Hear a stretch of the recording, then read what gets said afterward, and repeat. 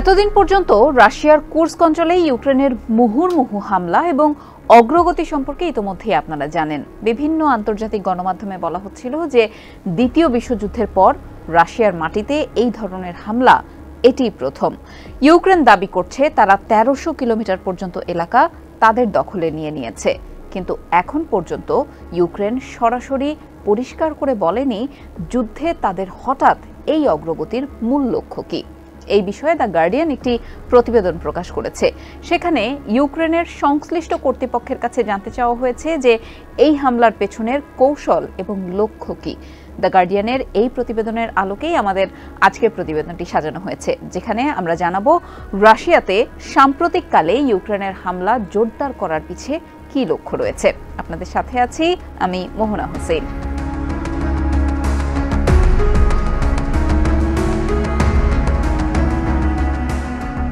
Kursk অঞ্চলে ৪ সপ্তাহ ধরে অভিযান চালিয়েছে ইউক্রেনীয় বাহিনী, দখল করে নিয়েছে বড় একটি অংশ। এই অভিযান মস্কোকে এক অপ্রত্যাশিত চ্যালেঞ্জের মুখে ফেলে দিয়েছে। দ্য গার্ডিয়ানের প্রতিবেদনটি বলছে, ইউক্রেনের দখল করা অঞ্চলগুলোয় বিভিন্ন প্রশাসনিক ভবন থেকে রুশ পতাকা নামিয়ে নেওয়া হচ্ছে। রাস্তায় ইউক্রেনের সেনাদের টহলের সময় রুশ নাগরিকদের নিরাপদে আশ্রয় নিতে দেখা যাচ্ছে। ইউক্রেনের এই অভিযান নিয়ে গোপনে পরিকল্পনা করেছিলেন দেশটির প্রেসিডেন্ট ভলোদিমির জেলেনস্কি। তাতে খুব কম মানুষকে যুক্ত করেছিলেন তিনি। এক সাক্ষাৎকারে জেলেনস্কির উপদেষ্টা মিখাইলো পোদোলিয়াক বলেছিলেন, এই যুদ্ধে এখন পর্যন্ত অভিজ্ঞতায় দেখা গেছে কোনো অভিযান সম্পর্কে যত কম মানুষ জানবে সেটি তত বেশি সফল হবে। এই অভিযান সম্পর্কে মানুষ খুব কম জানতেন।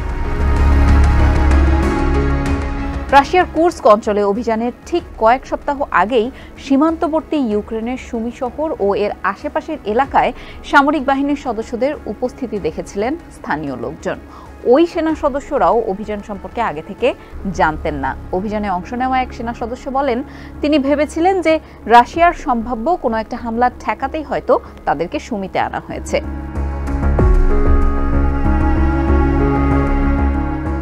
ইউক্রেনের পক্ষ থেকে দাবি করা হয়েছে তারা কুর্স্কের প্রায় ১৩০০ বর্গ কিলোমিটার এলাকা নিয়ন্ত্রণে নিয়ে নিয়েছে।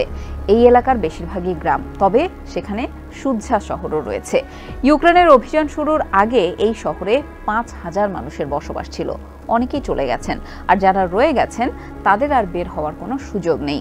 বিদ্যুৎ এবং মুঠোফোনের সংযোগও বিচ্ছিন্ন। সুদঝা শহর এখন পুরোপুরি ইউক্রেনীয় বাহিনীর নিয়ন্ত্রণে রয়েছে।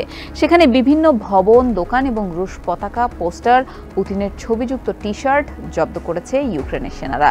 তাদের একজন হাসতে হাসতেই বলেন যে এখানের বাসিন্দাদের তারা বলেছেন তারা কুর্স্ক অঞ্চল দখল করে নিয়েছেন এবং তারা মস্কোর দিকেই এগোচ্ছেন এবং যত দ্রুত সম্ভব তাদের ইউক্রেনীয় ভাষা শেখার সময় এসে গেছে।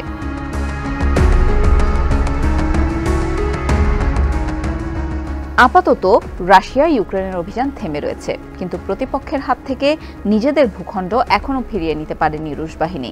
কিয়েভ জানিয়েছে তাদের দখলে থাকা রুশ অঞ্চল ইউক্রেনের সঙ্গে যুক্ত করার ইচ্ছা তাদের নেই, তবে এই অঞ্চলের নিয়ন্ত্রণ তাদের হাতেই থাকবে।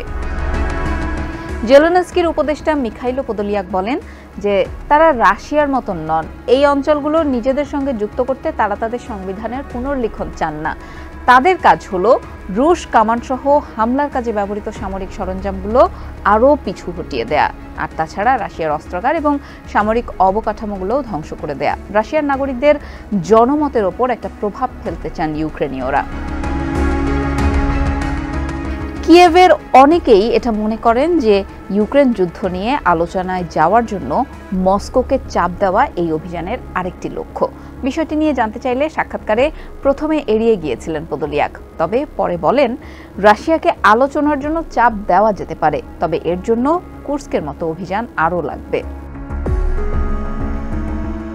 ইউক্রেনের আরেকটি লক্ষ্য হতে পারে রুশ সেনাদের বন্দী করা, তারপর তাদের বিনিময়ে রাশিয়ার কারাগারে বন্দী থাকা হাজারো ইউক্রেনীয় সেনাদের মুক্ত করা।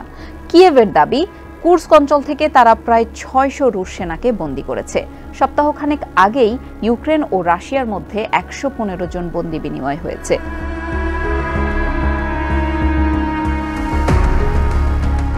এদিকে কুর্স্ক অভিযান নিয়ে যখন ইউক্রেনীয়দের মনোবল বাড়াচ্ছে, তখন দেশটির অনেক সেনাই একটি বিষয় নিয়ে এখনো শঙ্কার মধ্যে রয়েছেন।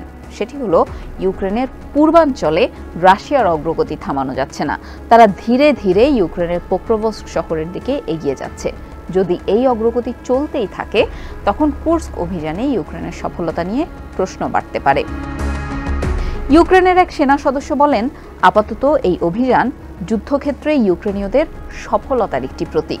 এই অভিযানের মাধ্যমে সীমান্তে মুক্ত অঞ্চল যেন তারা তৈরি করতে পারেন, ফলে তাদের ওপর হামলা কমে যাবে, অন্তত রুশ সেনাদের আটক করে বন্দি বিনিময় করা সম্ভব হবে। এতে দেশের মানুষ খুশি থাকার মতো কোনো একটা উপলক্ষ পাবে।